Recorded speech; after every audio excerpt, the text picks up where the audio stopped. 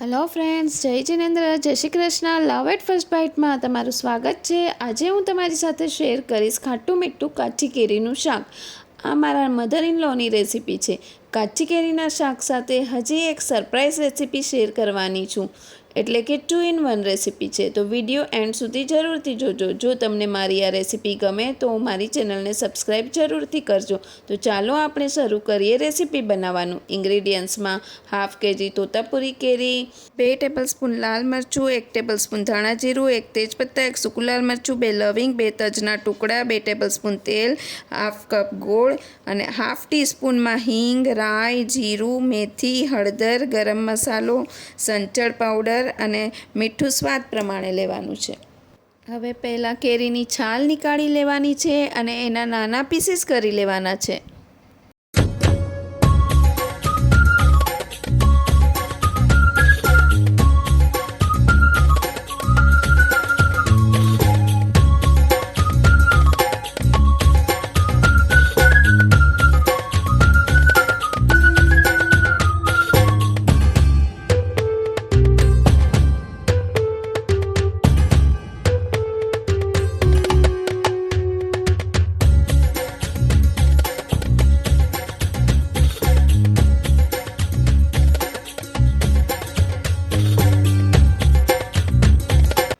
હવે બધા ingredients ready છે। હવે પહેલાં મીડિયમ ગેસની ફ્લેમ પર એક વાસણ રાખવાનું છે અને એમાં 2 ગ્લાસ પાણી નાખવાનું છે।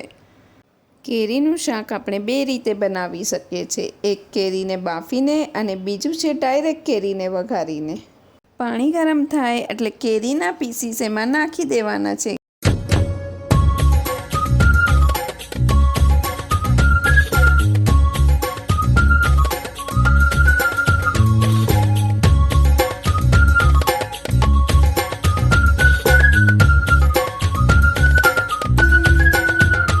કેરીને 80% કૂક કરી લેવાની છે। ચાકુની મદદથી આવી રીતે ચેક કરી લેવાનું છે।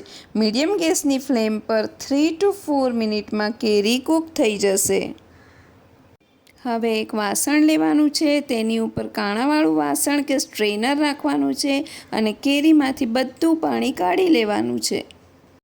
હવે સ્લો ગેસની ફ્લેમ પર એક કડાઈ રાખવાની છે અને એમાં તેલ નાખવાનું છે। તેલ ગરમ થાય એટલે એમાં તેજપત્તા, લવિંગ, તજ, સૂકું લાલ મરચું, રાઈ, જીરું, મેથી, હિંગ અને હળદર નાખીને બધું મિક્સ કરવાનું છે।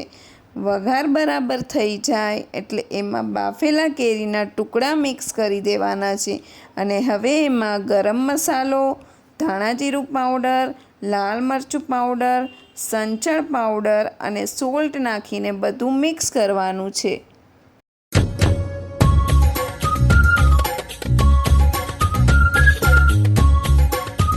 હાફ ગ્લાસ પાણી અને હાફ કપ ગોળ નાખીને બધું મિક્સ કરી લેશું અને 2-3 મિનિટ માટે ઢાંકીને રહેવા દેશું।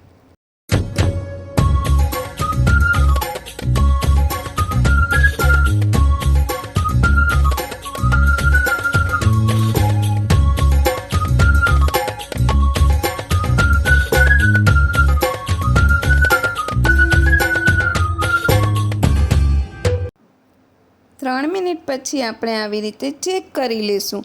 કેરી એકદમ સોફ્ટ થઈ ગઈ છે। હવે ઢાંકણ ઢાંક્યા વગર સ્લો ગેસની ફ્લેમ પર શાકને 2 મિનિટ માટે રહેવા દેશું।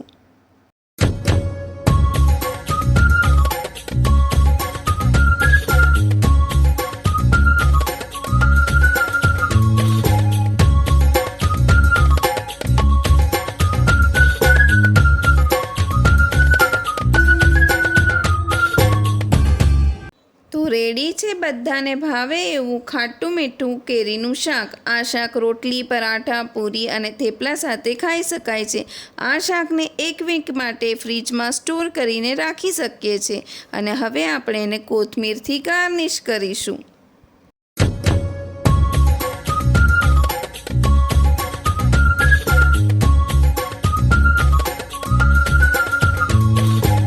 હવે હવે બનાવશું સરપ્રાઈઝ રેસીપી, કાચી કેરીનું ગોળ અને ફુદીનાવાળું શરબત. એના માટે કોઈ બીજી કેરી બાફવાની જરૂર નથી. આપણે જે કેરી બાફીને પાણી સાઈડ પર રાખ્યું હતું એમાંથી જ બનાવશું. એના માટે એક પ્લેટમાં હાફ ચમચી મીઠું, હાફ ચમચી સંચળ પાવડર અને હાફ ચમચી લાલ મરચાં પાવડર નાખીને બધું મિક્સ કરી લેવાનું છે. ગ્લાસની કિનારીઓને પાણીવાળી કરી લેવાની છે. મેં અહીંયા આઈસ ક્યુબથી કિનારીઓને ભીની કરી લીધી છે. હવે ગ્લાસને પ્લેટમાં ઊંધો રાખીને ગોળ ફરાવવાનો છે, જેથી આપણે જે મસાલો બનાવ્યો છે એ ગ્લાસની કિનારી પર બરાબર કોટ થઈ જાય. આમ કરવાથી શરબતનો ટેસ્ટ હજી વધી જશે.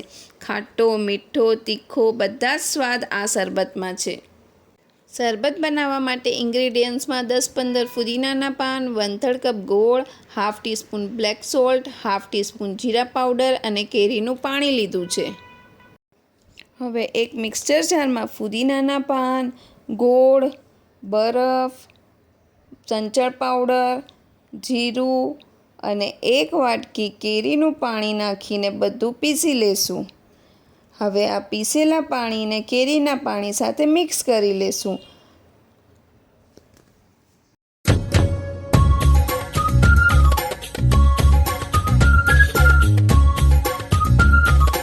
⅓ ટીસ્પૂન સોલ્ટ નાખશું.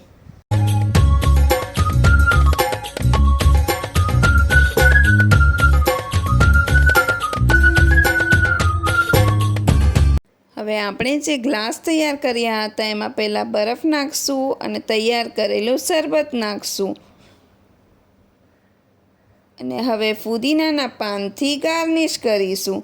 તો રેડી છે આપણું કાચી કેરીનું ગોળ અને ફુદીનાવાળું શરબત. તો છે ને 2 in 1 રેસીપી. બહુ ઇઝી રેસીપી છે, તમે પણ જરૂરથી ટ્રાય કરજો.